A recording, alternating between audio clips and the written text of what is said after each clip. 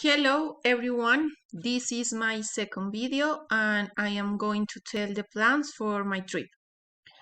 My trip will be with my son. We will go to San Andres on January 27, the 2022. We will stay at the Decameron Aquarium Hotel for 5 days. We will celebrate my son's birthday. On the first day, we will take the tour of Joniki Beach.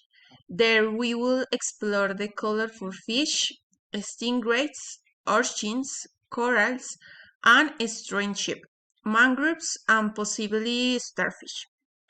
The second day, we will go diving. I am very excited to show that experience to my son.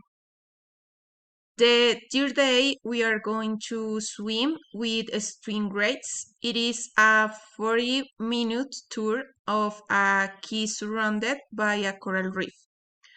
On the fourth day, we will be on the beach enjoying the sea and the view. On the fifth day, we have to leave the hotel at 12 o'clock and we have the flight back to Bogota at 5 o'clock. So that day will be to take advantage of the last moments of the trip. Thank you.